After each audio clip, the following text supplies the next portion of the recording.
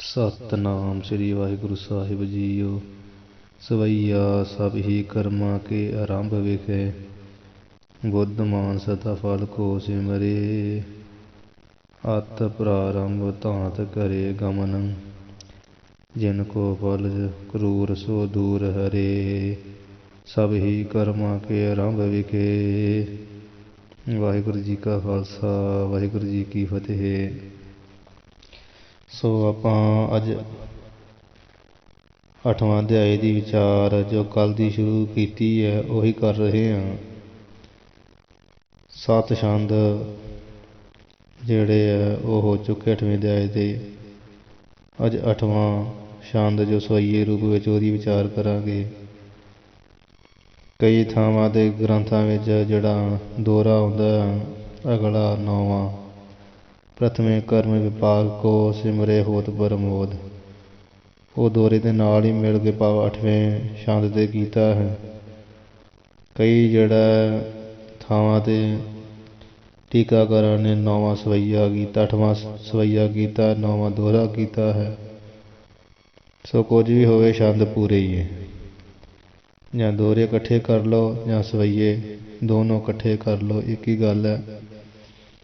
ਇਹਦੇ ਵਿੱਚ ਕੋਈ ਅਨਰਥ ਨਹੀਂ ਹੈ, ਕਿਉਂਕਿ ਛੰਦਾਂ ਦੀ ਗਿਣਤੀ ਪੂਰੀ ਹੋਣੀ ਚਾਹੀਦੀ ਹੈ ਅਤੇ ਪਾਠਾਂ ਦੀ ਸੋਧ ਸਦਾਈ ਹੋਣੀ ਚਾਹੀਦੀ। ਅੱਗੇ ਪਿੱਛੇ ਦੋਹਰਾ ਸਵਈਆ ਹੋ ਗਿਆ ਉਹਦੇ ਵਿੱਚ ਕੋਈ ਗੱਲ ਨਹੀਂ। ਸੋ ਅੱਜ ਆਓ ਸਵਈਆ ਜੋ ਪੰਡਿਤ ਹਰਦਿਆਲ ਜੀ ਨੇ ਲਿਖਿਆ ਹੈ ਵੀ ਮਨੁੱਖ ਨੂੰ ਕੁਝ ਵੀ ਕਰਨ ਤੋਂ ਪਹਿਲਾਂ ਕੀ ਕਰਨਾ ਚਾਹੀਦਾ, ਸਿਆਣੇ ਕੀ ਕਰਦੇ ਆ। ਬੜਾ ਵਿਚਾਰ ਕੇ ਕਿਸੇ ਨੇ ਕਰਮ ਨੂੰ ਹੱਥ ਪਾਵੇ, ਕਿਉਂਕਿ ਬਾਅਦ ਵਿੱਚ ਪਛਤਾਉਣਾ ਕਿਸੇ ਕੰਮ ਨਹੀਂ ਹੈ। ਜਿਹੜੇ ਉੱਤਮ ਪੁਰਖ ਆ ਉਹਨਾਂ ਦੇ ਲੱਛਣ ਸਵਈਏ ਵਿੱਚ ਉਚਾਰਨਗੇ। ਸਭ ਹੀ ਕਰਮਾਂ ਕੇ ਆਰੰਭ ਵੇਖੇ, ਕਹਿੰਦੇ ਸਾਰੇ ਹੀ ਕਰਮਾਂ ਦੇ ਆਰੰਭ ਦੇ ਵਿਖੇ ਵਿੱਚ, ਆਰੰਭ ਕਹੀਏ ਸ਼ੁਰੂ ਵਿੱਚ ਜਾਂ ਸ਼ੁਰੂਆਤ ਵਿੱਚ, ਸਭ ਹੀ ਸਾਰੇ ਹੀ ਕਰਮਾਂ ਦੇ ਆਰੰਭ ਦੇ ਵਿੱਚ ਬੁੱਧਮਾਨ ਸਦਾ ਫਲ ਕੋ ਸਿਮਰੇ। ਬੁੱਧਮਾਨ ਕਹੀ ਜਿਹੜਾ ਸਿਆਣਾ ਨਾ, ਸਮਝਦਾਰ, ਅਕਲ ਵਾਲਾ, ਉਹ ਸਦਾ ਕਹੀਏ ਹਮੇਸ਼ਾ ਹੀ ਫਲ ਨਫਾ ਕੀ ਆ, ਬੇਨਫਾ ਕਿੱਥੇ ਆ। ਬੁੱਧੀਮਾਨ ਸਦਾ ਫਲ ਨੂੰ, ਨਫੇ ਨੂੰ ਸਿਮਰੇ ਕਹੀਏ ਯਾਦ ਕਰਦਾ, ਚੇਤੇ ਕਰਦਾ, ਸੋਚਦਾ ਹੈ। ਹਾਂ, ਲਾਭ ਨੂੰ ਸੋਚਦਾ। ਸਿਆਣਾ ਮਨੁੱਖ ਹਮੇਸ਼ਾ ਹੀ ਨਾ ਜਿਹੜਾ ਫਲ ਵੀ ਹਾਨੀ 'ਚ ਹੈਗਾ, ਲਾਭ 'ਚ ਸੋਚਦਾ। ਸਾਰੇ ਕਰਮ ਜਦੋਂ ਵੀ ਕੋਈ ਕਰਦਾ ਉਹਦੀ ਸ਼ੁਰੂਆਤ ਵਿੱਚ ਪਹਿਲਾਂ ਬੁੱਧੀਮਾਨ ਪੁਰ ਸੋਚਦਾ, ਇਹ ਕੰਮ ਕਰ ਲੱਗਾ ਵਾ ਇਹਦੇ ਵਿੱਚ ਮੈਨੂੰ ਹਾਨੀ ਹੋਊਗੀ ਕਿ ਲਾਭ ਹੋਊਗਾ। ਇਹ ਸਿਮਰੇ ਕਹੀਏ ਫਿਰ ਇਹ ਚੇਤੇ ਕਰਦਾ, ਫਿਰ ਕਿਸੇ ਕੰਮ ਨੂੰ ਹੱਥ ਪਾਉਂਦਾ। ਇਹ ਸਿਆਣੇ ਪੁਰਸ਼ਾਂ ਦੀ ਨਿਸ਼ਾਨੀ। ਸਭ ਹੀ ਕਰਮਾਂ ਕੇ ਆਰੰਭ ਵਿਖੇ, ਸਾਰੇ ਕੰਮਾਂ ਦੇ ਆਰੰਭ ਵਿਖੇ ਕਹੀਏ, ਸ਼ੁਰੂ ਦੇ ਵਿਖੇ ਕਹੀਏ ਵਿੱਚ, ਬੁੱਧਮਾਨ ਸਦਾ ਫਲ ਕੋ ਸਿਮਰੇ।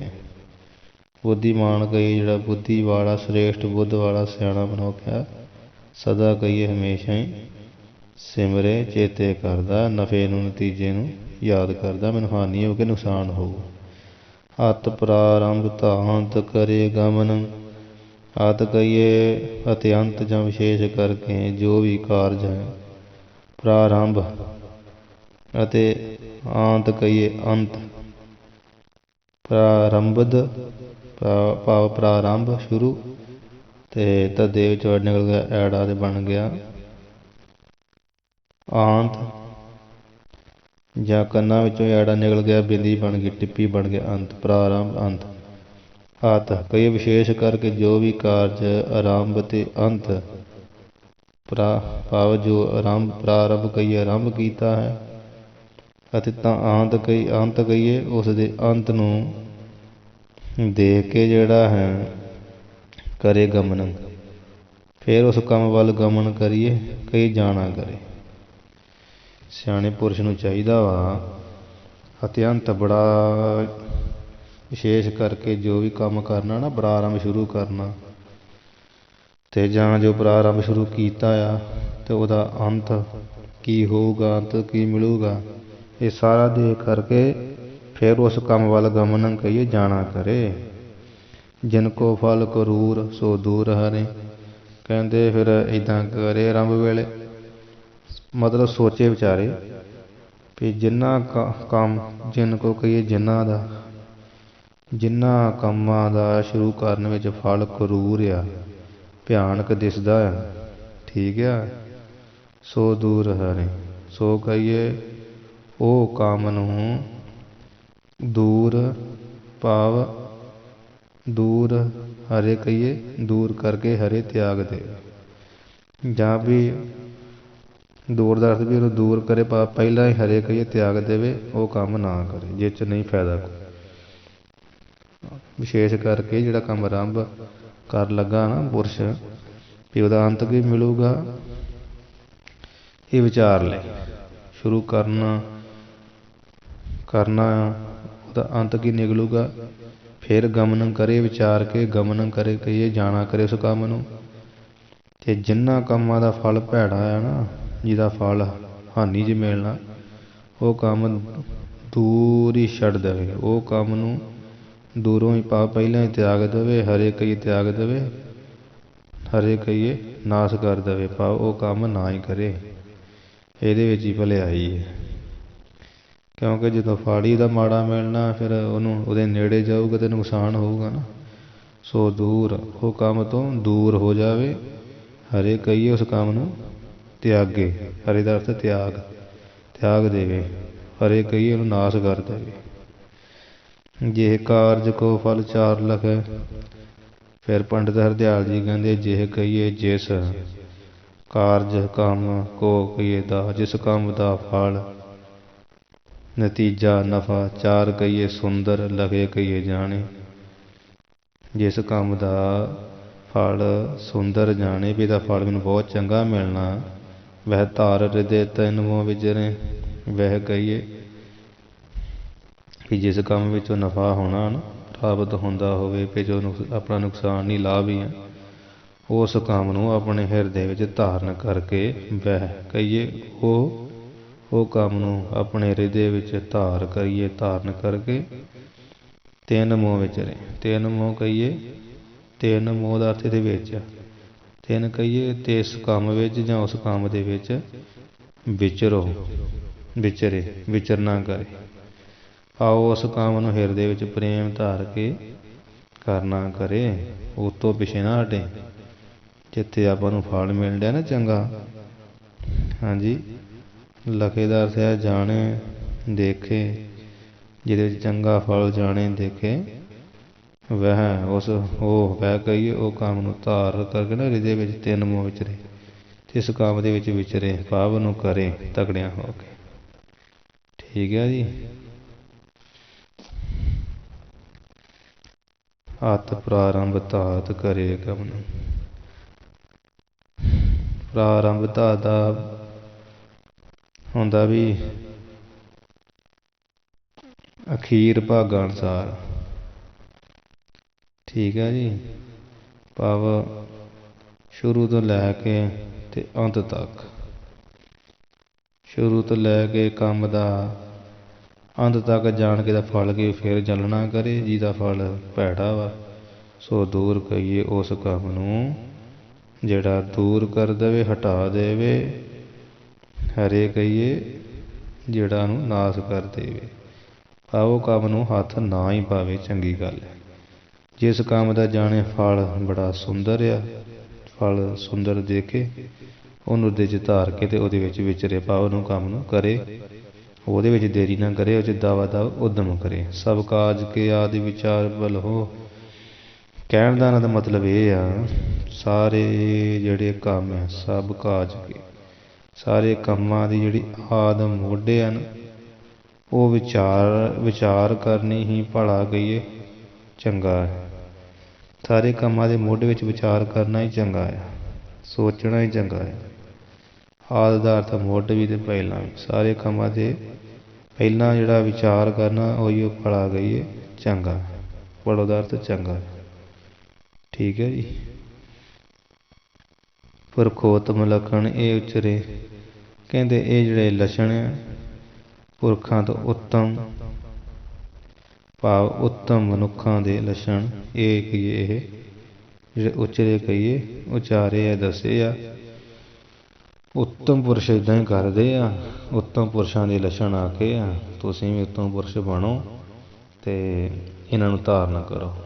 ਭਾਵ ਇਸ ਸਵਈਏ ਦਾ ਹਰੇਕ ਕੰਮ ਦੇ ਕਰਨ ਤੋਂ ਪਹਿਲਾਂ ਉਸਦਾ ਨਫਾ ਨੁਕਸਾਨ ਸੋਚਣਾ ਚਾਹੀਦਾ, ਬਹੁਤ ਜ਼ਰੂਰੀ ਹੈ। ਅਤੇ ਜਿਨ੍ਹਾਂ ਦਾ ਨਤੀਜਾ ਮਾੜਾ ਹੋਵੇ ਉਹਨਾਂ ਨੂੰ ਕੰਮਾਂ ਨੂੰ ਛੱਡਣਾ ਹੀ ਚੰਗਾ ਹੈ। ਜਿਨ੍ਹਾਂ ਕੰਮਾਂ ਵਿੱਚ ਨਫਾ ਸਮਝੇ ਉਹਨਾਂ ਦੇ ਕਰਨ ਵਿੱਚ ਖਿਆਲ ਕਰੇ ਵੀ ਮੈਂ ਕਰਨਾ ਇਹ ਕੰਮ, ਕਿਉਂਕਿ ਸਾਰੇ ਕੰਮਾਂ ਦੇ ਮੁੱਢ ਵਿੱਚ ਪਹਿਲਾਂ ਵਿਚਾਰ ਲੈਣਾ ਹੀ ਚੰਗਾ। ਉੱਤਮ ਪੁਰਖ ਇੱਦਾਂ ਕਰਦੇ ਆ, ਉੱਤਮ ਪੁਰਸ਼ਾਂ ਦੇ ਲੱਛਣ ਉਚਾਰੇ। ਜੇ ਤੁਸੀਂ ਇੱਦਾਂ ਕਰੋਗੇ ਤਾਂ ਉੱਤਮ ਪੁਰਖ ਬਣ ਜਾਓਗੇ। ਉੱਤਮ ਪੁਰਖਾਂ ਵਾਲੇ ਲੱਛਣ ਤੁਹਾਡੇ ਵਿੱਚ ਘਰ ਕਰ ਜਾਣਗੇ। ਦੋਹਰਾ ਪ੍ਰਥਮ ਕਰਮ ਵਿਭਾਗ ਕੋ ਸਿਮਰੇ ਹੋਤ ਪਰਮੋਦ।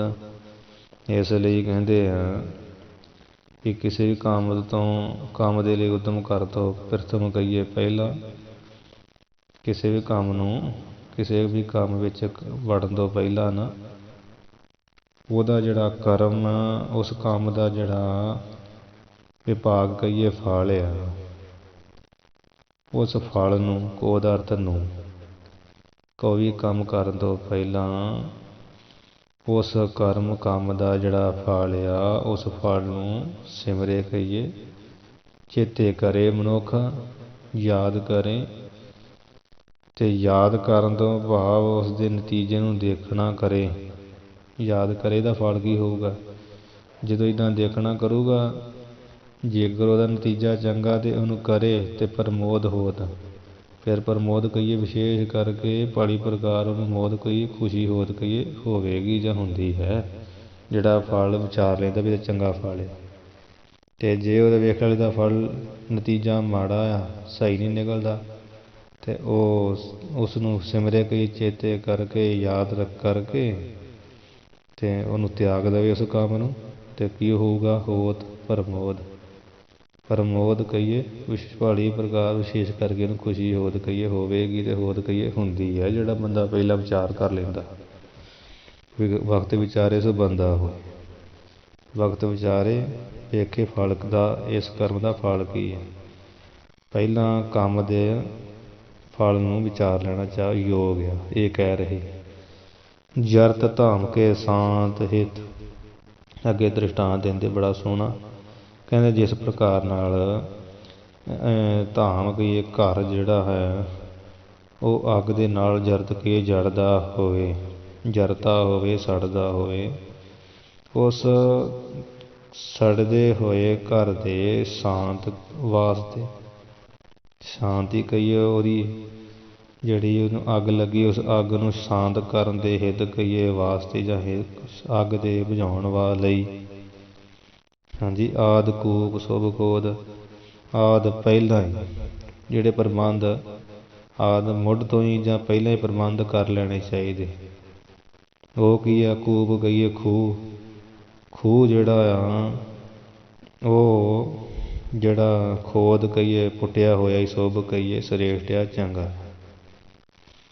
ਜਲਦੇ ਹੋਏ ਸੜਦੇ ਹੋਏ ਘਰ ਦੇ ਅੱਗ ਦੀ ਸ਼ਾਂਤੀ ਵਾਸਤੇ, ਅੱਗ ਨੂੰ ਬੁਝਾਉਣ ਵਾਸਤੇ ਆਦਿ ਕਹੀਏ ਪਹਿਲਾਂ ਜਿਹੜਾ ਖੂਹ ਆ ਨਾ, ਉਹ ਖੋਦ ਕਹੀਏ ਪੁੱਟਿਆ ਹੋਇਆ, ਸ਼ੁਭ ਕਹੀਏ ਚੰਗਾ ਆ, ਸ੍ਰੇਸ਼ਟ ਆ।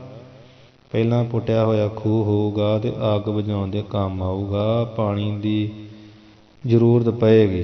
ਜੇਕਰ ਘਰ ਵਿੱਚ ਅੱਗ ਲੱਗੀ ਹੋਵੇ, ਉੱਧਰ ਮਨੁੱਖ ਕਹੇ ਕਿ ਹੁਣ ਮੈਂ ਖੂਹ ਪੁੱਟ ਲਵਾਂ ਦਵਾ ਦਵ, ਅਤੇ ਇਸ ਉਦਮ ਦਾ ਕੋਈ ਫਾਇਦਾ ਨਹੀਂ। ਇਹ ਉਦਮ ਬੇਕਾਰ ਹੈ। ਉਦਮ ਪਹਿਲਾਂ ਕਰਨਾ ਚਾਹੀਦਾ ਸੀ। ਠੀਕ ਹੈ ਜੀ। ਕਰਮ ਵੇਖਣਾ ਸੀ ਨਾ ਕਿਹੜਾ ਆ, ਅਤੇ ਉਹ ਹੁਣ ਪੈਰ 'ਤੇ ਕੀ ਹੋਵੇ, ਅਤੇ ਉਹਨੇ ਚਿਰ ਨੂੰ ਤਾਂ ਘਰ ਜਿਹੜਾ ਸੜ ਕੇ ਸੁਆਹ ਹੋ ਜਾਊਗਾ। ਭਾਈ ਗੁਰਦਾਸ ਜੀ ਵੀ ਲਿਖਦੇ ਆ, ਜੈਸੇ ਘਰ ਲਾਗੇ ਆਗ, ਜਾਗ ਕੂਆ ਖੋਹ ਦਿਓ ਚਾਹੇ। ਘਰ ਵਿੱਚ ਰਾਤ ਅੱਗ ਲੱਗ ਗਈ ਆ, ਮਨੁੱਖ ਚਾਹੇ ਵੀ ਜਾ ਕੇ ਹੁਣ ਮੈਂ ਕੂਆ ਖੋ ਦਿਓ ਚਾਹੇ, ਖੂਹ ਖੋਦਣ ਦੀ ਇੱਛਾ ਕਰਨੀ ਚਾਹੇ, ਕਾਰਜ ਨਾ ਸਿੱਧ ਹੋਏ ਰੋਏ ਪਛਤਾਈਏ। ਬਿਤ ਸਵਈਏ ਲਿਖਦੇ ਆ, ਕਹਿੰਦੇ ਕੰਮ ਸਿੱਧ ਨਹੀਂ ਹੋਊਗਾ, ਰੋਏਗਾ ਤੇ ਪਛਤਾਏਗਾ। ਇਸ ਤਰ੍ਹਾਂ ਪਹਿਲਾਂ ਕੰਮ ਦੇ ਨਤੀਜੇ ਨੂੰ ਦੇਖ ਲੈਣਾ ਚਾਹੀਦਾ। ਬਾਅਦ ਵਿੱਚ ਜੇਕਰ ਕੋਈ ਹਾਨੀ ਹੋ ਗਈ ਤਾਂ ਫਿਰ ਪਛਤਾਉਣ ਦਾ ਕੋਈ ਫਾਇਦਾ ਨਹੀਂ ਹੈ। ਇਹ ਕਹਿਣ ਦਾ ਮਤਲਬ ਆ, ਇਹ ਜਿਹੜਾ ਦੋਹਰਾ ਕਈ ਥਾਵਾਂ 'ਤੇ ਪਹਿਲਾਂ ਲਿਖਿਆ ਸਵਈਏ ਨੂੰ, ਕਈ ਥਾਵਾਂ 'ਤੇ ਸਵਈਆ ਪਹਿਲਾਂ ਲਿਖਿਆ। ਬਾਕੀ ਜੋ ਵੀ ਆ ਦੋਵੇਂ ਦੋਹਰੇ ਇੱਕੋ ਵਿੱਚ ਹੀ ਜਿਹੜੇ ਹੈ ਮਿਲਦੇ ਜੁਲਦੇ ਹੀ ਆ, ਸਿਧਾਂਤ ਇੱਕੋ ਹੀ ਆ। ਅੱਗੇ ਪਿੱਛੇ ਹੋ ਜਾਏਗਾ ਜਿਹਦੇ ਵਿੱਚ ਕੋਈ ਅਨਰਥ ਨਹੀਂ। ਹੋਣੇ ਚਾਹੀਦੇ ਦੋਹਰੇ, ਇੱਕ ਨਹੀਂ ਹੋਣਾ ਚਾਹੀਦਾ ਵੀ ਜਾਂ ਇਹ ਨਾ ਦੋਹਰਾ ਨਾ ਹੋਵੇ ਜਾਂ ਸਵਈਆ ਹੋਵੇ, ਸਵਈਆ ਹੋਵੇ ਤੇ ਦੋਹਰਾ ਨਾ ਹੋਵੇ, ਇਹ ਨਹੀਂ ਚਾਹੀਦਾ।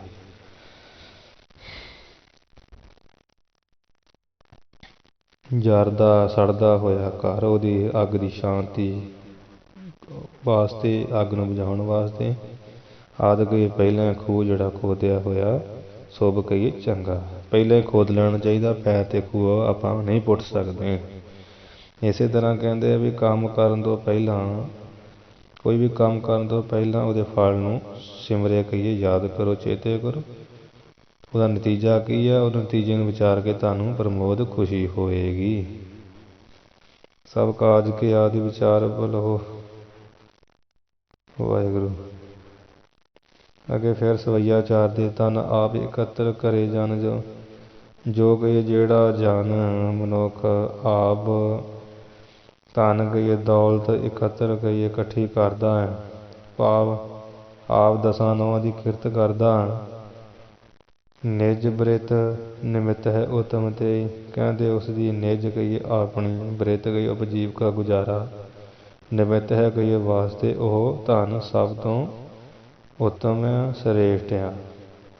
ਭਾਵ ਉਹ ਮਨੁੱਖ ਉੱਤਮ, ਉੱਤਮ ਤੇਈ ਕਹੀਏ ਉਹ ਉੱਤਮ ਕਹੀਏ ਉੱਤਮ, ਉਹ ਜਿਹੜਾ ਮਨੁੱਖ ਉੱਤਮ ਆ ਜੋ ਆਪ ਧਨ ਕਮਾ ਕੇ ਪਰਿਵਾਰ ਦਾ ਗੁਜ਼ਾਰਾ ਚਲਾਉਂਦਾ, ਪਰਿਵਾਰ ਦੀ ਉਪਜੀਵਕਾ ਜਿਹੜੀ ਆ ਉਹ ਚਲਾਉਂਦਾ।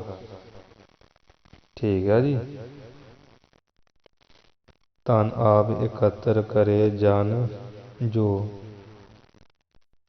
ਇੱਥੇ ਜੋ ਪਾਠ ਦਾ ਅਰਥ ਵੀ ਆਪਾਂ ਕਰ ਦਿੰਦੇ ਹਾਂ, ਜੋ ਕਹੀਏ ਜਿਹੜਾ ਮਨੁੱਖ ਆਪ ਧਨ ਇਕੱਠਾ ਕਰਦਾ ਅਤੇ ਉਂਝ ਸ਼ੁੱਧ ਪਾਠ ਸੰਪਰਦਾਇ ਮਹਾਂਪੁਰਸ਼ ਮੰਨਦੇ ਵੀ ਜੇ ਪਾਠ ਹੈ। ਇੱਥੇ ਜੋ ਦਾ ਅਰਥ ਵੀ ਉਂਝ ਜਿਹੜਾ ਹੀ ਹੁੰਦਾ, ਜੋ ਕਹੀਏ ਜਿਹੜਾ ਜਨ, ਅਤੇ ਜੇ ਦਾ ਅਰਥ ਵੀ ਜਿਹੜਾ ਹੀ ਹੁੰਦਾ।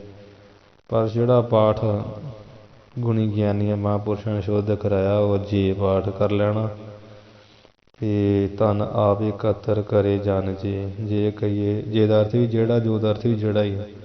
ਪਰ ਇੰਝ ਰੱਖ ਲਓ ਵੀ ਪਹਿਲਾ ਪਾਠ ਜੇ, ਦੂਸਰਾ ਪਾਠ ਜੋ। ਜੇ ਮਨੁੱਖ, ਜੇ ਕਹੀਏ ਜਿਹੜਾ ਮਨੁੱਖ ਧਨ ਆਪ ਆਪਣੀ ਦਸਾਂ ਨੌਂ ਦੀ ਕਮਾਈ ਕਰਕੇ ਇਕੱਤਰ ਕਹੀਏ ਇਕੱਠਾ ਕਰੇ ਕਹੀਏ ਕਰਦਾ ਹੈ, ਨਿਜ ਬ੍ਰਿਤ ਨਿਮਿਤ ਹੈ ਉਤਮ ਤੇ,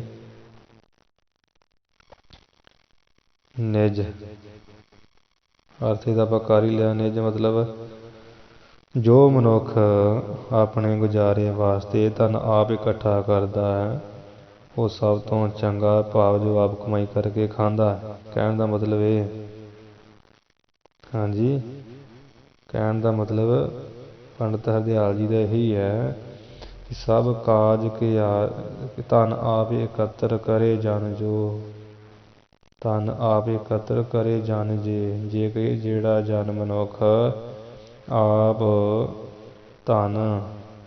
ਧਨ ਵਾਸਤੇ ਕਮਾਈ ਦਸਾਂ ਨੌਂ ਦੀ ਕਰਦਾ ਅਤੇ ਉਸ ਧਨ ਨੂੰ ਇਕੱਤਰ ਕਰਦਾ, ਇਕੱਠਿਆਂ ਕਰਦਾ ਹੈ। ਨਿਜ ਬ੍ਰਿਤ, ਨਿਜ ਬ੍ਰਿਤ ਕਹੀਏ ਆਪਣੀ, ਬ੍ਰਿਤ ਕਹੀਏ ਗੁਜ਼ਾਰੇ, ਨਿਮਿਤ ਹੈ ਕਹੀਏ ਵਾਸਤੇ, ਉਪਜੀਵਕਾ ਵਾਸਤੇ, ਆਪਣੇ ਪੇਟ ਪਾਲਣ ਵਾਸਤੇ, ਉੱਤਮ ਤੇਈ ਉਹ ਧਨ, ਤੇਈ ਕਹੀਏ ਉਹ ਧਨ ਉੱਤਮ ਆ, ਸ੍ਰੇਸ਼ਟ ਆ, ਅਤੇ ਉੱਤਮ ਤੇਈ ਕਹੀਏ ਉਹ ਮਨੁੱਖ ਵੀ ਉੱਤਮ ਸ੍ਰੇਸ਼ਟ ਆ ਜਿਹੜਾ ਆਪਣਾ ਮਿਹਨਤ ਕਰਕੇ ਪਰਿਵਾਰ ਪਾਲਦਾ। ਸੋ ਦਾਰਾ ਪੈ ਆਨ ਲੁਟਾਵੇ, ਜਿਹੜਾ ਕਿਸੇ ਦੇ ਮਾਰ ਘਾਟ ਨਹੀਂ ਕਰਦਾ। ਗੁਰਬਾਣੀ ਦੇ ਮਾਰ ਬਚਨ ਹਨ ਕਿ ਮਨ ਮੇਰੇ ਭੂਲੇ ਕਪਟ ਨਾ ਕੀਜੈ, ਅੰਤਨ ਮੇਰਾ ਤੇਰੇ ਜੀਅ ਪਹਿ ਲੀਜੈ। ਅਤੇ ਉਹ ਜਿਹੜਾ ਸੁਦਾਰਾ ਪੈ ਆਨ ਲੁਟਾਵੇ, ਇੱਕ ਦਿਨ ਦਾ ਨਾ ਇਹ ਬਹੁਤ ਪਰ ਪੰਜ ਕਰ ਪਾਰ ਤਾਂ ਲਿਆਵੇ, ਠੱਗੀਆਂ ਠੋਰੀਆਂ ਕਰਕੇ ਲਿਆਉਂਦਾ, ਪਰਿਵਾਰ ਨੂੰ ਪਾਲਦਾ, ਉਹਦੇ ਮਾੜਾ ਨਹੀਂ। ਜਿਹੜਾ ਦਹਾਂ ਨੌਹਾਂ ਦੀ ਕਮਾਈ ਕਰਕੇ ਆਪਣਾ ਧਨ ਇਕੱਠਾ ਕਰਦਾ, ਉਹ ਉੱਤਮ ਪੁਰਸ਼ ਆ। ਸਵਿਤਾ ਬੇਤ ਸੋ ਜੋ ਕਰੇ ਬ੍ਰਿਤ ਆਪਨ। ਸਵਿਤਾ ਇੱਥੇ ਪਾਠ ਕਰਨਾ, ਸਵਿਤਾ ਪਾਠ ਨਹੀਂ ਕਰਨਾ। ਜੋ ਕਹੀਏ ਜਿਹੜਾ, ਇੱਥੋਂ ਅਰਥ ਲੈਣਾ, ਜਿਹੜਾ ਮਨੁੱਖ ਆਪੇ ਸਵਿਤਾ ਕਹੀਏ ਪਿਤਾ, ਪਿਤਾ ਦੇ ਕਮਾਏ ਕਹੀਏ ਬੇਤ, ਕਮਾਏ ਪਿਤਾ ਦੇ ਕਮਾਏ ਬੇਤ ਕਹੀਏ ਧਨ, ਧਨ ਦੇ ਨਾਲ ਆਪਨ ਕਹੀਏ ਆਪਣੀ, ਬ੍ਰਿਤ ਕਹੀਏ ਗੁਜ਼ਾਰਾ ਜਾਂ ਉਪਜੀਵਕਾ ਚਲਾਉਣਾ ਕਰਦਾ। ਮੱਧਮ ਮਨੁੱਖ ਜਾਂ ਜਗ ਸੇ ਕਹੀਏ ਉਹ ਪੁਰਸ਼ ਮਨੁੱਖ, ਜਾਂ ਕਹੀਏ ਇਸ ਜਗ ਸੰਸਾਰ ਵਿੱਚ ਮੱਧਮ ਆ, ਦੂਜੇ ਦਰਜੇ ਦਾ ਵਿਚਕਾਰਲਾ ਮਿਲਿਆ ਅਤੇ ਆਪਣੇ ਪਿਤਾ ਦੀ ਕਮਾਈ ਖਾਣ ਡਿਆ, ਗੁਜ਼ਾਰਾ ਕਰਨ ਡਿਆ ਨੂੰ ਮੱਧਮ ਪੁਰਸ਼ ਕਿਹਾ ਜਾ ਸਕਦਾ। ਉੱਤਮ ਮੱਧਮ ਅਤੇ ਨੀਚ ਕਨਿਸ਼ਟ, ਇਹ ਚੌਹਾਂ ਦੀ ਇੱਥੇ ਵਿਚਾਰ ਆ। ਠੀਕ ਹੈ ਜੀ। ਇਹ ਸਵਈਏ ਵਿੱਚ ਉੱਤਮ ਪੁਰਸ਼ ਉਹ ਜਿਹੜਾ ਆਪਣੀ ਕਮਾਈ ਆਪ ਕਰਕੇ ਪਰਿਵਾਰ ਪਾਲਦਾ। ਮੱਧਮ ਉਹ ਸਵਤਾ ਬੇਤ ਸੋ ਜੋ ਕਰੇ ਬ੍ਰਿਤ ਆਪਨ, ਭਾਵ ਜੋ ਕਹੀਏ ਜਿਹੜਾ, ਹਾਂਜੀ, ਜਿਹੜਾ ਮਨੁੱਖ ਆਪਣੇ ਪਿਤਾ ਦੇ ਧਨ ਨਾਲ ਆਪਣਾ ਗੁਜ਼ਾਰਾ ਤੋਰਦਾ, ਉਹ ਆਦਮੀ ਦੁਨੀਆ ਵਿੱਚ ਵਿਚਕਾਰਲਾ ਮੇਲ, ਭਾਵ ਜਿਹੜਾ ਪਿਓ ਦੀ ਖੱਟੀ ਖਾਵੇ ਨਾ, ਉਹ ਮੱਧਮ ਮਨੁੱਖ ਆਦਮੀ। ਠੀਕ ਆ ਜੀ। ਵਿਚਕਾਰਲਾ ਸਮਝ ਲਓ, ਮਤਲਬ ਉਹਨੂੰ ਨਾ ਉਹ ਚੰਗਾ ਹੀ ਹੈ ਅਤੇ ਨਾ ਉਹ ਇੰਨਾ ਮਾੜਾ ਹੀ ਹੈ, ਦਰਮਿਆਨਾ ਜਿਹਾ ਹੀ ਹੈ। ਮਤਲਬ ਇੱਥੇ ਬਿੱਤ, ਜਿੱਥੇ ਬਿੱਤ ਦਾ ਆ ਗਿਆ ਪਾਠ, ਬਿੱਤ ਦਾ ਅਰਥ ਹੁੰਦਾ ਧਨ, ਬ੍ਰਿਤ ਦਾ ਅਰਥ ਆ ਜੇ ਤਤੀ ਸਿਹਾਰੀ ਨਾ ਹੋਵੇ ਫਿਰ ਬਿਰਤੀ, ਅਤੇ ਹੁਣ ਇੱਥੇ ਤਤੀ ਸਿਹਾਰੀ ਵੀ ਆ, ਅਤੇ ਇਹ ਪਾਠ ਬਣੂਗਾ ਉਪਜੀਵਕਾ ਗੁਜ਼ਾਰਾ, ਅਰਥ ਇਹਦਾ ਬਣੂਗਾ। ਜਿਹੜਾ ਮਨੁੱਖ ਆਪਣੇ ਸਵਿਤਾ ਕਹੀਏ ਬਾਪ ਦੇ ਕਮਾਏ ਹੋਏ, ਬਿੱਤ ਕਹੀਏ ਧਨ ਦੇ, ਸੋ ਕਹੀਏ ਨਾਲ ਧਨ ਦੇ ਨਾਲ ਆਪਣਾ ਜਿਹੜਾ ਬ੍ਰਿਤ ਕਹੀਏ ਗੁਜ਼ਾਰਾ ਉਪਜੀਵਕਾ ਚਲਾਉਣਾ ਕਰੇ ਕਹੀਏ ਕਰਦਾ ਹੈ। ਮੱਧਮ ਮਨੁੱਖ ਜਗ ਸਹੀ, ਉਹ ਮਨੁੱਖ ਜਗ ਕਹੀਏ ਇਸ ਸੰਸਾਰ ਦੇ ਵਿੱਚ ਮੱਧਮ ਆ। ਪੁਨ ਆਪਨ ਜੀਵਕਾ ਜੋ ਕਰ ਹੈ, ਪੁਨ ਕਹੀਏ ਫੇਰ, ਜੋ ਕਹੀਏ ਜਿਹੜਾ ਮਨੁੱਖ ਆਪਨ ਕਹੀਏ ਆਪਣੀ, ਜੀਵਕਾ ਕਹੀਏ ਗੁਜ਼ਾਰਾ, ਗੁਜ਼ਾਰਾ ਰੋਟੀ ਰਾਟੀ, ਹਾਂਜੀ, ਰੋਜੀ ਰੋਟੀ, ਫਿਰ ਆਪਣੀ ਜਿਹੜੀ ਉਪਜੀਵਕਾ ਜੋ ਮਨੁੱਖ ਕਰਦਾ, ਜਨਨੀ ਧਨ ਕੇ ਅਧਮੋ ਲਖ ਵੇ, ਕਿ ਵੀ ਆਪਣੀ ਉਪਜੀਵਕਾ ਜੋ ਕਰਦਾ ਕਿੱਦਾਂ, ਜਨਨੀ ਧਨ, ਮਾਤਾ ਦੇ ਧਨ ਨਾਲ, ਹਾਂਜੀ, ਕਾਇਦਾ ਅਰਥ ਦੇ ਮਾਤਾ ਦੇ ਧਨ ਦੇ ਨਾਲ ਚਲਾਉਣਾ ਕਰਦਾ। ਅਧਮੋ ਲਖ ਵੇ ਕਹੀਏ ਉਹ ਮਨੁੱਖ, ਅਧਮੋ ਕਹੀਏ ਨੀਵਾਂ, ਤੀਜੇ ਦਰਜੇ ਦਾ ਲੱਖ ਕਹੀਏ ਜਾਣਨਾ ਕਰੋ। ਪੁਨ ਫਿਰ ਜੋ ਕਹੀਏ ਜਿਹੜਾ ਮਨੁੱਖ ਆਪਣੀ ਜੀਵਕਾ ਗੁਜ਼ਾਰਾ ਕਰਦਾ ਹੈ ਨਾ, ਕਿੱਦਾਂ, ਜਨਨੀ ਧਨ ਕੇ, ਮਾਤਾ ਦੇ ਧਨ ਦੇ ਨਾਲ, ਮਾਤਾ ਦੀ ਕਮਾਈ ਖਾਂਦਾ। ਅਧਮ ਉਹ ਨੀਚ ਆ, ਵੇਈ ਕਹੀਏ ਉਹ, ਅਧਮ ਕਹੀਏ ਨੀਚ ਪੁਰਸ਼ ਆ, ਲੱਖ ਕਹੀਏ ਜਾਣਨਾ ਕਰੋ। ਭਾਵ ਮੈਂ ਅਧਮਾਦਮ ਤੇ ਨਰ ਹੈ। ਫਿਰ ਹੁਣ ਇਹ ਦੱਸ ਰਹੇ ਆ ਵੀ ਉੱਤਮ ਦੱਸਿਆ ਮੱਧਮ ਦੱਸਿਆ, ਨੀਚ ਦੱਸਿਆ। ਕਹਿੰਦੇ ਭਾਵ ਮੈਂ ਸੰਸਾਰ ਦੇ ਵਿੱਚ ਅਧਮਾਦਮ ਤੇ ਨਰ ਹੈ। ਕਹਿੰਦੇ ਸੰਸਾਰ ਦੇ ਵਿੱਚ ਉਹ ਤੇ ਅਦਮ ਤੇ ਅਦਮ, ਅਦਮਾ ਅਦਮ ਕੰਨਾਂ ਵਿੱਚ ਨਿਕਲ ਗਿਆ, ਐੜਾ ਬਣ ਗਿਆ, ਅਦਮ ਜਾਂ ਅਦਮ। ਭਾਵ ਨੀਚਾਂ ਤੋਂ ਨੀਚ, ਘਟੀਆ ਤੋਂ ਘਟੀਆ। ਤੇ ਨਰ ਕਹੀਏ ਉਹ, ਨਰ ਕਹੀਏ ਪੁਰਸ਼ ਹੈ ਇਹ ਸੰਸਾਰ ਦੇ ਵਿੱਚ। ਤੇ ਕਹੀਏ ਉਹ ਪੁਰਸ਼ ਨੀਚਾਂ ਤੋਂ ਨੀਚ, ਘਟੀਆ ਤੋਂ ਘਟੀਆ ਹੈ। ਧਨ ਯੋਖਤ ਸੋ ਤਨ ਪਿਓ ਭੋਖਤ ਜੋਈ।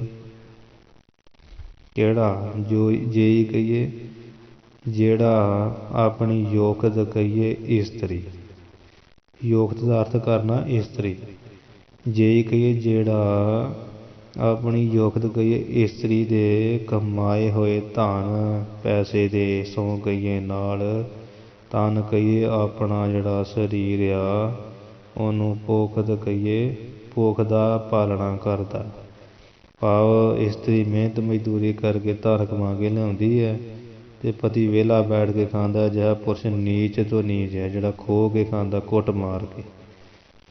ਹਾਂਜੀ, ਵੈਸੇ ਵੀ ਇਸਤਰੀ ਦੀ ਕਮਾਈ ਨਹੀਂ ਇਹਨੂੰ ਖਾਣੀ ਚਾਹੀਦੀ। ਜੋ ਪੁਰਸ਼ ਆਪਣੀ ਇਸਤਰੀ ਤੋਂ ਬੇਸਵਾ ਵਾਲਾ ਧੰਦਾ ਕਰਾ ਕੇ ਧਨ ਕੱਢਦਾ ਅਤੇ ਉਸ ਧਨ ਨਾਲ ਗੁਜ਼ਾਰਾ ਕਰਦਾ, ਉਹ ਨੀਚਾਂ ਤੋਂ ਨੀਚ, ਘਟੀਆ ਤੋਂ ਘਟੀਆ ਆਦਮੀ।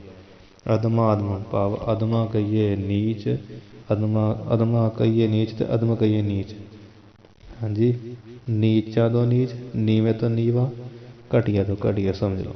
ਅਦਮ ਸਮਝ ਲਓ। ਅਦਮ ਭਾਵ ਨੀਵਾਂ, ਅਦਮ ਭਾਵ ਨੀਵਾਂ। ਨੀਵਿਆਂ ਤੋਂ ਨੀਵਾਂ, ਨੀਚਾਂ ਤੋਂ ਨੀਚ, ਘਟੀਆ ਤੋਂ ਘਟੀਆ। ਭਾਵ ਮੈਂ ਕਹੀਏ ਸੰਸਾਰ ਵਿੱਚ ਇਹ ਕਹੀਏ ਉਹ, ਨਰ ਕਹੀਏ ਪੁਰਸ਼ ਹੈ। ਘਟੀਆ ਤੋਂ ਘਟੀਆ ਉਹ ਪੁਰਸ਼ ਸੰਸਾਰ ਦੇ ਵਿੱਚ। ਜੇ ਕਹੀਏ ਜਿਹੜਾ ਯੋਗਤ ਇਸਤਰੀ ਦੇ ਧਨ ਦੇ ਨਾਲ, ਸੌਂਦ ਅਰਥ ਨਾਲ, ਧਨ ਦੇ ਨਾਲ ਆਪਣਾ ਸਰੀਰ ਭੁਖਤ ਕਹੀਏ ਪਾਲਦਾ। ਇਹਦੇ ਵਿੱਚ ਉੱਤਮ, ਮੱਧਮ ਅਤੇ ਨੀਚ ਅਤੇ ਕਨਿਸ਼ਟ ਚੌਹਾਂ ਦਾ ਵਰਣਨ ਕੀਤਾ। 4 ਪ੍ਰਕਾਰ ਦੇ ਪੁਰਸ਼ਾਂ ਦਾ। ਨਰਾਜ ਛੰਦ, ਤ੍ਰੈ ਕਾਲ, ਦ੍ਰਵ ਮੁੱਖ, ਤ੍ਰੈ ਕਾਲ। ਨਰਾਜ ਛੰਦ, ਤ੍ਰੈ ਕਾਲ, ਦ੍ਰਵ, ਦੁੱਖ, ਮੈਂ। ਜਿੱਥੇ ਮੰਮਾ ਜੀ ਆ ਜਾਏ ਨਾ ਉੱਥੇ ਮੈਂ ਪਾਠ ਹੀ ਕਰ ਦੇਣਾ। ਮੰਮੀ ਨੂੰ ਦਿਲਾਵਾਂ ਮੈਂ। ਦ੍ਰਵਯ, ਦੁੱਖ, ਮੈਂ। ਕਹਿੰਦੇ ਹੁਣ ਧਨ ਬਾਰੇ ਦੱਸਣ ਲੱਗੇ ਆ। ਕਹਿੰਦੇ ਵੀ ਜਿਹੜਾ ਧਨ ਆ ਪੈਸਾ, ਦ੍ਰਵ ਕਹੀਏ ਧਨ ਪੈਸਾ, ਇਹ ਤਾਂ ਕਹਿੰਦੇ ਤ੍ਰੈ ਕਾਲ ਕਹੀਏ, ਤਿਰਨਾ ਤਿੰਨ ਦਾ ਕਾਲ ਕਹੀਏ ਸਮੇਂ ਦਾ। ਤਿੰਨਾਂ ਸਮਿਆਂ ਵਿੱਚ, ਤਿੰਨਾਂ ਕਾਲਾਂ ਦੇ ਵਿੱਚ ਹੀ ਦੁੱਖ ਮੈਂ ਕਹੀਏ, ਦੁੱਖ ਰੂਪ ਮੈਂ ਦਾ ਸਰੂਪ, ਦੁੱਖ ਰੂਪ ਤਿੰਨਾਂ ਸਮੇਂ ਵਿੱਚ ਪੈਸਾ। ਠੀਕ ਆ ਕਿ ਉਹ ਵੀ ਦੱਸਣਗੇ ਕਿਦੋਂ ਉਪਾਏ ਰੱਖ ਅੰਤ ਮੈਂ। ਇੱਕ ਜਦੋਂ ਧਨ ਕਮਾਉਣ ਦਾ ਉਪਾਏ ਕਹੀਏ ਯਤਨ ਕਰੀਏ। ਦੂਜਾ ਜਦੋਂ ਧਨ ਦੀ ਰੱਖ ਕਹੀਏ ਰੱਖਿਆ ਕਰਨੀ ਪੈਂਦੀ ਹੈ। ਅਤੇ ਤੀਜਾ ਅੰਤ ਕਹੀਏ ਅਖੀਰ ਵਿੱਚ ਜਦੋਂ ਧਨ ਨਾਸ ਹੋ ਜਾਂਦਾ। ਇਹਨਾਂ ਤਿੰਨਾਂ ਸਮੇਂ ਵਿੱਚ ਧਨ ਦੁੱਖ ਰੂਪੀ ਅੰਤ ਮੈਂ ਕਹੀਏ, ਅੰਤ ਵਿੱਚ ਤਿੰਨਾਂ ਸਮਿਆਂ 'ਚ ਪੈਸਾ ਜਿਹੜਾ ਹੈ ਉਹ ਦੁੱਖ ਰੂਪ ਆ। ਕਹਿੰਦੇ ਉਪਾਏ ਜਦੋਂ ਉਹਨੂੰ ਕਮਾਉਣ ਦਾ ਯਤਨ ਕਰੀਦਾ ਵੀ ਕਮਾਈਏ, ਬਾਹਰ ਜਾਈਏ, ਕਿਤੇ ਬੜੇ ਔਖੇ ਹੋ ਕੇ ਕਮਾਈਏ, ਲੁੱਟਾਂ ਮਾਰਾਂ ਕਰਕੇ, ਉਦੋਂ ਵੀ ਬੜਾ ਦੁੱਖ ਹੁੰਦਾ। ਜਦੋਂ ਯਤਨ ਕਰੀਦਾ ਕਮਾਉਣ ਲੱਗਿਆ, ਰਾਤ ਜਾਗ ਕੇ ਇਕੱਠੇ ਕਰੀਦਾ, ਉਹ ਵੀ ਦੁੱਖ 'ਚ ਹੀ ਪੈਦਾ ਕਮਾਉਣਾ ਪਿਆ।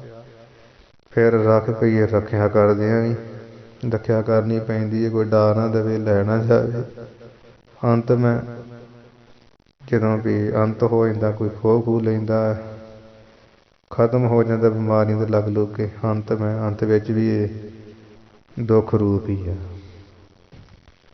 ਫਿਰ ਕਹਿਣ ਦਾ ਮਤਲਬ ਇਹ ਆ ਵੀ ਧਨ ਕਮਾਉਣ ਲੱਗਿਆ ਬੜੇ ਯਤਨ ਕਰਨੇ ਪੈਂਦੇ ਆ, ਜਿਨ੍ਹਾਂ ਯਤਨਾਂ ਵਿੱਚ ਕਈ ਵਾਰੀ ਬਹੁਤ ਦੁੱਖ ਵੀ ਪ੍ਰਾਪਤ ਹੁੰਦਾ। ਪੈਸਾ ਸੌਖਾ ਤਾਂ ਕਮਾਇਆ ਨਹੀਂ ਨਾ ਜਾਂਦਾ, ਦੁੱਖ ਹੀ ਹੁੰਦਾ। ਫਿਰ ਜਦੋਂ ਧਨ ਕੋਲ ਆ ਜਾਵੇ ਤਾਂ ਫਿਰ ਉਸ ਦੀ ਰੱਖਿਆ ਲਈ ਦੁੱਖ ਹੁੰਦਾ ਕਿ ਹੁਣ ਇਸ ਧਨ ਨੂੰ ਲੋਕਾਂ ਤੋਂ ਬਚਾ ਕੇ ਕਿੱਥੇ ਛੁਪਾ ਕੇ ਰੱਖਾਂ। ਪਹਿਲੇ ਸਮਿਆਂ ਵਾਂਗ ਜੇ ਕਿਤੇ ਦੱਬ ਦੇਵਾਂ ਤਾਂ ਮਨੁੱਖ ਅੱਠੇ ਪੈਰੀ ਉਸ ਧਨ ਨੂੰ ਦੇਖਣ ਲਈ ਜਾਂਦਾ। ਜੇ ਕਿ ਦੱਬ ਦੇਵੇ ਨਾ ਤਾਂ ਮਨੁੱਖ ਅੱਠੇ ਪੈਰੀ ਵਾਰ-ਵਾਰ ਉਸ ਧਨ ਦੇਖਣ ਜਾਂਦਾ, ਕਦੇ ਕੋਈ ਪੁੱਟ ਕੇ ਨਾ ਲੈ ਗਿਆ ਹੋਵੇ। ਬੈਂਕ 'ਚ ਜੇ ਜਾਵਾਂ ਰੱਖਿਆ ਕਰਨ ਵਾਸਤੇ ਤਾਂ ਵੀ ਡਰ, ਟੈਕਸ ਨਾ ਪੈ ਜਾਏ, ਸਰਕਾਰ ਨਾ ਜ਼ਬਤ ਕਰ ਲਏ, ਦੁੱਖ ਰੂਪ ਹੀ ਹੈ। ਜੇ ਕੋਲ ਰੱਖਿਆ ਵਾਸਤੇ ਵੀ ਰੱਖ ਲਈਏ, ਫਲਾਣਾ ਨਾ ਕੱਢ ਲਏ, ਚੋਰ ਨਾ ਲੈ ਜਾਏ, ਕਿੰਨੀ ਪਰੇਸ਼ਾਨੀ। ਫਿਰ ਜਦੋਂ ਅੰਤ ਨੂੰ ਧਨ ਕੋਈ ਲੈ ਜਾਵੇ, ਬਿਮਾਰੀ ਕਰਕੇ ਖਤਮ ਹੋ ਜਾਏ, ਚੋਰੀ ਹੋ ਜਾਵੇ, ਅੱਗ ਉੱਗ ਲੱਗ ਜਾਏ, ਕੋਈ ਕਿਤੇ ਵੀ ਪੈਸਾ ਮਤਲਬ ਅੰਤ ਵਿੱਚ ਖਤਮ ਮਤਲਬ ਹੋ ਜਾਏ, ਨਾਸ ਹੋ ਜਾਏ, ਤਾਂ ਇਹ ਧਨ ਕਈ ਵਾਰ ਜਦੋਂ ਹੱਥੋਂ ਚਲੇ ਜਾਏ, ਕਈਆਂ ਨੂੰ ਤਾਂ ਅਟੈਕ ਅਟੂਕ ਆ ਜਾਂਦਾ ਅਤੇ ਉਹ ਮਨੁੱਖ ਦੇ ਪ੍ਰਾਣ ਵੀ ਨਾਲ ਹੀ ਲੈ ਜਾਂਦਾ ਧਨ। ਇਹ ਤਿੰਨਾਂ ਸਮਿਆਂ ਵਿੱਚ ਧਨ ਦੁੱਖ ਰੂਪ ਆ। ਇਹ ਪੰਡਿਤ ਹਰਦਿਆਲ ਜੀ ਦੱਸ ਰਹੇ ਹੈ। ਨਿਦਾਨ ਹੈ ਵਿਰੋਧ ਕੋ ਸੋਤਾ ਮਾਤ ਤਾਤ ਜੰਤ ਮੈਂ, ਨਿਦਾਨ ਹੈ ਵਿਰੋਧ ਕੋ। ਫਿਰ ਕਹਿੰਦੇ ਵੀ ਇਹ ਜਿਹੜਾ ਧਨ ਆ, ਨਿਦਾਨ ਨਾਮ ਕਾਰਨ, ਕਾਰਨ ਹੀ ਆ ਵਿਰੋਧ ਕੋ ਕਹੀਏ, ਵਿਰੋਧ ਦਾ, ਝਗੜਿਆਂ ਦਾ, ਕਲੇਸ਼ਾਂ ਦਾ। ਵਿਰੋਧ ਨਾਮ ਝਗੜਿਆਂ ਕਲੇਸ਼ਾਂ ਦਾ, ਕੋ ਦਾ ਅਰਥ ਦਾ। ਕਹਿੰਦੇ ਨਿਦਾਨ ਕਾਰਨ ਹੀ ਆ ਧਨ ਫਿਰ ਝਗੜਿਆਂ ਦਾ। ਲੋਕ ਡਾਂਗੋ ਡਾਂਗੀ ਹੁੰਦੇ, ਪੁੱਤ ਧੀ ਨੂੰ ਨਹੀਂ ਵੇਖਦਾ, ਪੁੱਤ ਭੈਣ ਨੂੰ ਨਹੀਂ ਵੇਖਦਾ, ਬਾਪ ਧੀ ਨੂੰ ਨਹੀਂ ਵੇਖਦਾ, ਧੀ ਬਾਪ ਨੂੰ ਨਹੀਂ ਦੇਖਦੀ, ਬਾਪ ਲੜਕੇ ਨੂੰ ਨਹੀਂ ਦੇਖਦਾ, ਲੜਕਾ ਬਾਪ ਨੂੰ ਨਹੀਂ ਦੇਖਦਾ, ਭਰਾ ਭਰਾ ਨੂੰ ਨਹੀਂ ਦੇਖਦਾ, ਰਿਸ਼ਤੇਦਾਰ ਰਿਸ਼ਤੇਦਾਰਾਂ ਨੂੰ ਨਹੀਂ ਵੇਖਦੇ, ਫੁੱਟ ਪਈ ਰਹਿੰਦੀ। ਕਹਿੰਦੇ ਮੈਨੂੰ ਹਿੱਸਾ ਨਹੀਂ ਮਿਲਿਆ, ਮੇਰੇ ਨਾਲ ਧੋਖਾ ਕਰ ਦਿੱਤਾ।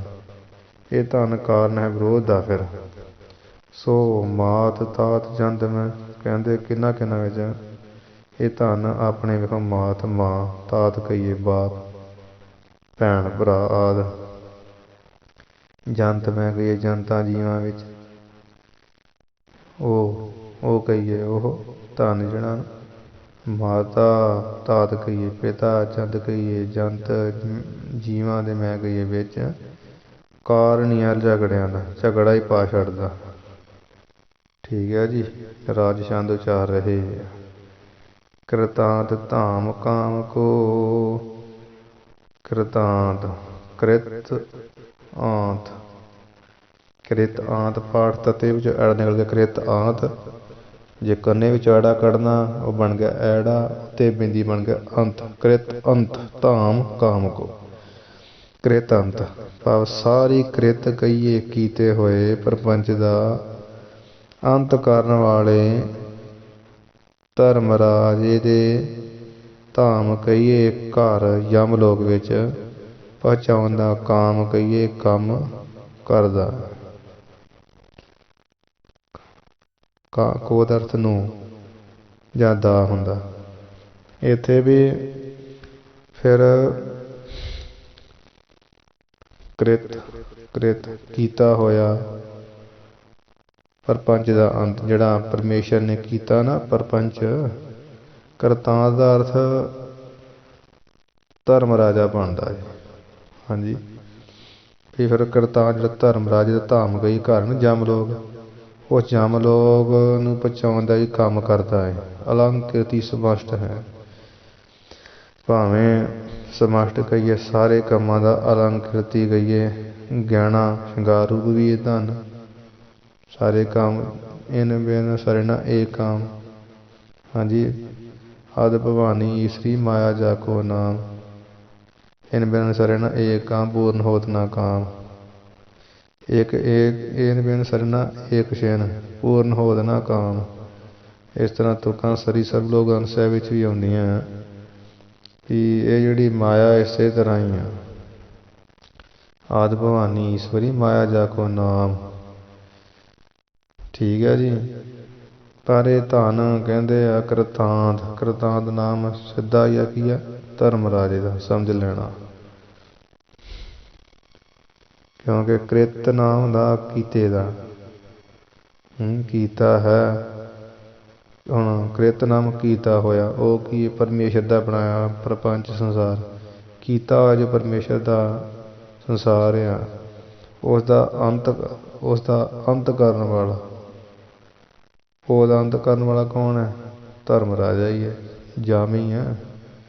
ਹਾਂਜੀ, ਕਿਰਤ ਅੰਤ ਕਰਨ ਵਾਲਾ ਧਰਮਰਾਜ, ਉਹਦਾ ਧਾਮ ਹੈ ਜਿਹੜਾ ਨਰਕ। ਹਾਂਜੀ, ਜਮਲੋਕ।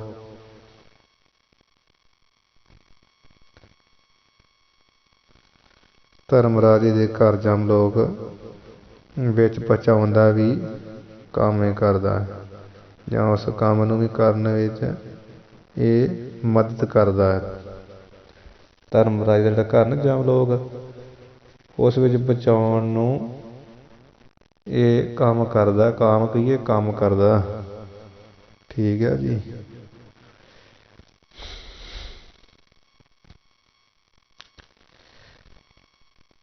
अलंकृति समय समष्ट है।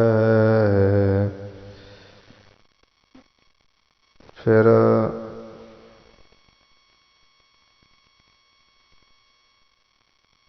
अलंकृति कहिए गहना समष्ट है।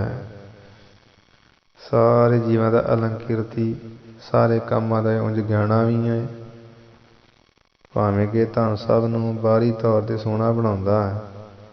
ठीक है जी। फिर भी विषय विकारां विच ला के जमदे घर लिजाण वाला है। इदां भी बन जाता कृतांत धाम काम को। अलंकृति समष्ट है, समष्ट कहिए सारे जीवां दा अलंकृति धन गहना है। ते जो गहना ही है, माया जिहड़ी है वो सब नूं सोहना करदी, माया का ही रूप है।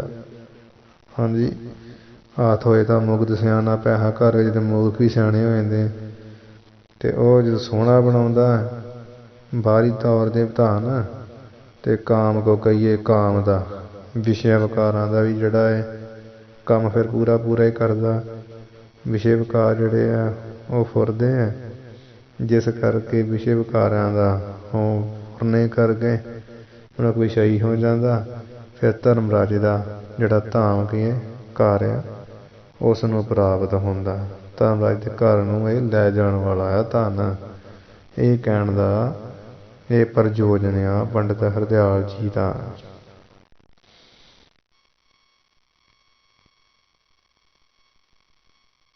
सुबह सुबंग नकेत भी,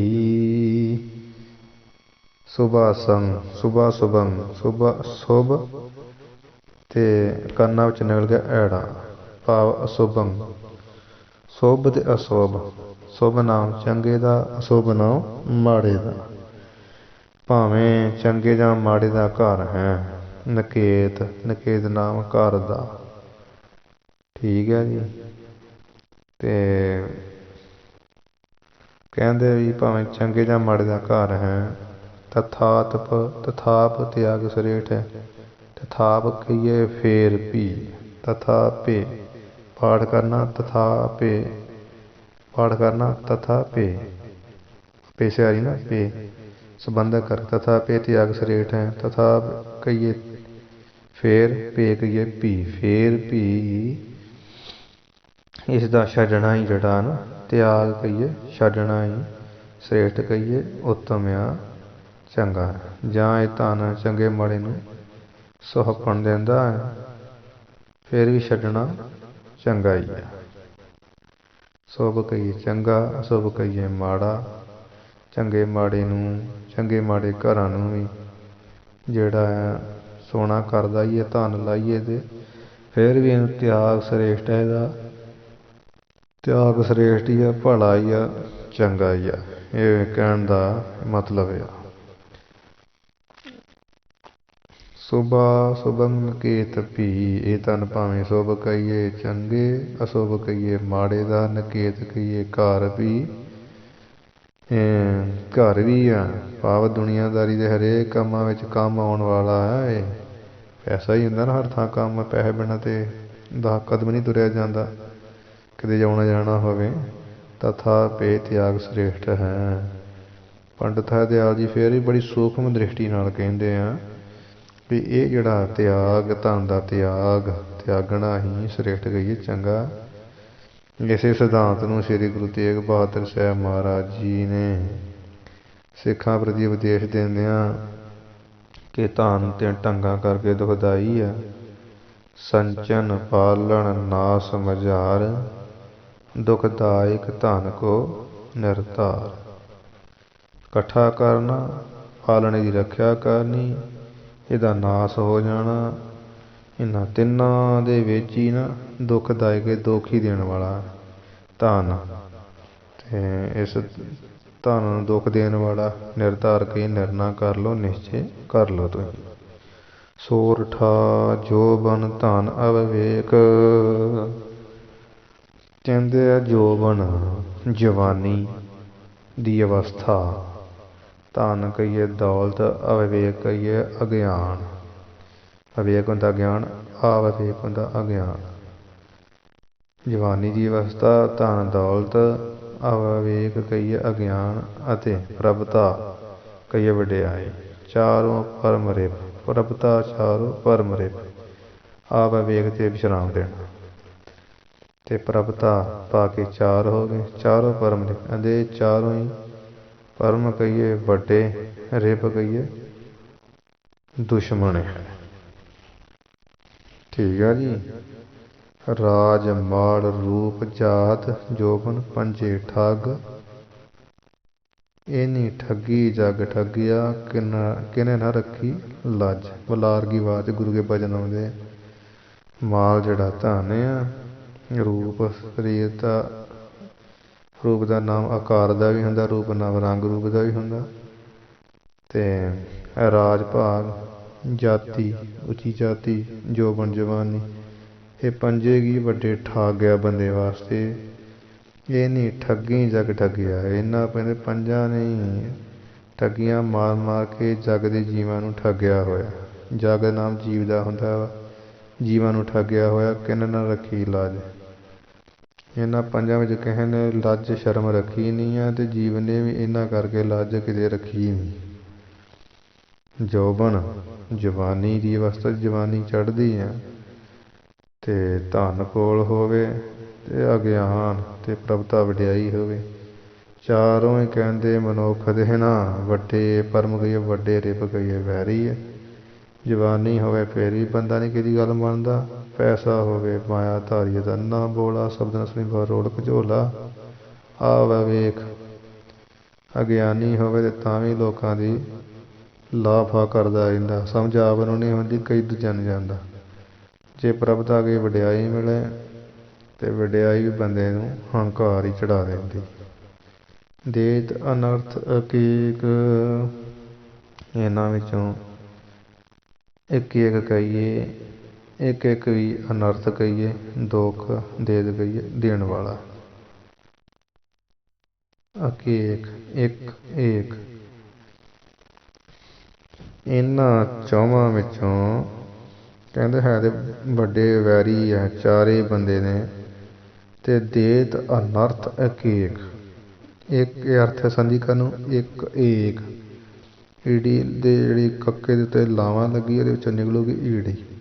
ਇੱਕ ਇੱਕ ਭਾਵ ਇੱਕ ਇੱਕ।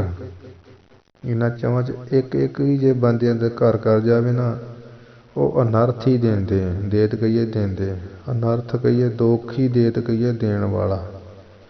ਜਹਾਂ ਚਾਰ ਤਹ ਕਿਆ ਕਥਾ। ਕਹਿੰਦੇ ਇੱਕ ਹੀ ਹੋਵੇ, ਅਕੇਕ ਦਾ ਅਰਥ ਇੱਕ ਵੀ ਹੁੰਦਾ। ਇੱਕ ਦਿਨ ਇੱਕ ਇੱਕ, ਅਕੇਕ ਦਾ ਅਰਥ ਇੱਕ ਵੀ ਹੁੰਦਾ। ਇੱਕ ਵੀ ਕਹਿੰਦੇ ਕੋਲ ਹੋਵੇ ਮਨੁੱਖ ਦੇ, ਇੱਕ ਵੀ ਚੀਜ਼ ਹੋਵੇ। ਅਨਰਥ ਕਹੀਏ ਦੁੱਖ, ਦੇਤ ਕਹੀਏ ਦਿੰਦਾ, ਦੇਣ ਵਾਲਾ ਇੱਕ ਵੀ। ਇਹ ਵੈਰੀ ਚੌਵਾਂ ਵਿੱਚੋਂ ਇੱਕ ਵੀ ਹੋਵੇ ਤੇ ਜਹਾਂ ਚਾਰ ਤਹ ਕਿਆ ਕਥਾ। ਕਹਿੰਦੇ ਪੰਡਿਤ ਹਰਦਿਆਲ ਜੀ, ਜਹਾਂ ਕਹੀਏ ਜਿੱਥੇ ਇਹ ਚਾਰ ਆ ਕੇ ਨਿਵਾਸ ਕਰ ਲੈਂਦੇ, ਵੀ ਜਵਾਨੀ ਵੀ ਹੋਵੇ, ਧਨ ਪੈਸਾ ਵੀ ਹੋਵੇ, ਅਵਿਵੇਕ ਅਗਿਆਨ ਵੀ ਹੋਵੇ, ਪ੍ਰਭਤਾ ਕਹੀਏ ਜਿਹੜੀ ਹੈ ਉਹ ਵਡਿਆਈ ਵੀ ਹੋਵੇ, जहाँ चार, जिथे चार आ चीज़ां, तह तह कहिए, तह कहिए उथे। क्या कथा, क्या कहिए की कथा कहिए वार्ता दसवीं। क्या कहिए की, क्या कहिए क्या कथा कहाँ वहाँ की, उतों की की कथा है।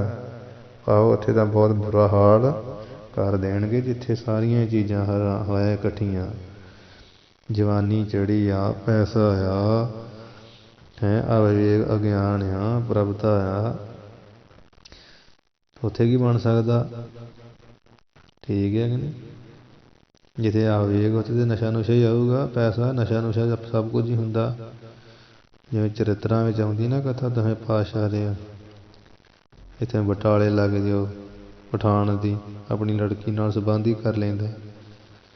महाराज ने भी उत्थे वचन लिखे हैं, जिथे जो बनिया जवानी आ, हाँ जी माया उत्थे नहीं कुछ भी हो सकता। बचे बचावे राम, तां बचे जे बचावे राम परमेश्वर ता। उसाखी भी हैगी है, सोरा विचार अखरी अर्थी इत्थे बहुत है। अगे जड़ा दोहरा लिखन लगे, खड़ दो है त्रै सोरठे उबे सवैये जान। दोहरा लिखते अगे छंदां की गिनती करके दसन लगे इस अध्याय में छंद किने 8वें दे विच, क्योंकि हर अध्याय में ही एक दोहरे में छंदां की जिहड़ी गिनती मिनती है पंडित हरदयाल जी करके जिहड़ी दसदे हैं।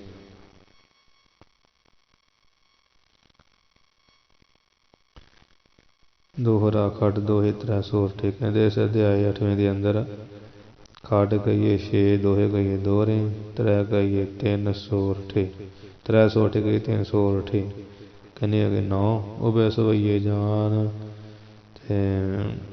उबे कहिए 2 सवैये कहिए जान कहिए जानना करो, 2 सवैये जानना करो, किन्ने के 11, 6 दोहरे 3 सोरठे 9, 2 सवैये हो गए 11। उबे का अर्थ 2, एक नाराज द्वादश सब है, एक जड़ा कहते नाराज छंद आया है, इस तरह द्वादश सवे सवे कहिए सारे, इस तरह द्वादश कहिए 12 हो गए। नाम 2 का 10 कहिए 10 10 के 2 12 जड़े सब सारे छंद हो गए। छंदा आनंद निदान जो कहिए, छंदा कहिए छंद कन्ना विच निकल गया ऐड़ा बन गया छंद आनंद। कहते जो ये 12 के 12 छंद ही हैं वो आनंद नूं देण वाले, आनंद का निदान कहिए कारण हैं, भाव आनंद देण वाले हैं। जो ये 12 छंद है ना, सवे कहिए सारे 12 छंद 8वें अध्याय दे, ये 12 के 12 छंद ही कन्ना विच निकल गया ऐड़ा, 12 छंद ही आनंद दे देण वाले ਹਨ, आनंद का निदान कहिए कारण हैं। ਇਹ ਤੇ ਸ੍ਰੀ ਸਾਰਗਦਾਵਲੀ ਦੇ ਅਸ਼ਟਮ ਅਧਿਆय इससे ਇਹ ਕਹੀਏ थे जो श्री केस भाई मान श्रोमणी सारगदावली नामे ग्रंथ है, ते कहिए तिसका अष्टम 8वां जिहड़ा अध्याय है इसकी कहिए समाप्त होंदा है। तां मैं उद्यम वरण्यो, जे तुम पुछो इस की क्या है, कहते हैं पंडित हरदयाल जी तां मैं कहिए इस दे विच, तां मैं कहिए इस विच, इस सारगदावली ग्रंथ के 8वें अध्याय दे विच कहते साध संगत जी विद्वानों सज्जनों गुणी जनों, मैं उद्यम का वर्णन कहिए वर्णन किया। कवि हरदयाल सुभाए, मैं कवि हरदयाल हाँ, मेरा नाम। इस भाए के श्रेष्ठ भाए भावना के नाल, श्रेष्ठ भाए के प्रेम नूं धारण करके 8वां अध्याय में लिखा है। भुलां चूकां की खिमा करनी जी, विचारां की समाप्ति। इत श्री सारगदावली ते अष्टम अध्याय, तां मैं वद्दम वरण्यो कवि हरदयाल सुभाए। वाहिगुरू जी का खालसा, वाहिगुरू जी की फतेह। कहते हैं भी इस तां मैं उद्यम वरण्यो, चंगे माड़े उद्यम दोनों का मैं कथन किया है। ਫੜੇ ਸੁਭਾਇਕ ਸ੍ਰੇਸ਼ਟ ਪ੍ਰੇਮ ਦੇ ਸਹਿਤ। ਭੁੱਲਾਂ ਚੁੱਕਾਂ ਦੀ ਖਿਮਾ ਦੀ ਵਿਚਾਰਾਂ ਦੀ ਸਮਾਪਤੀ ਹੈ।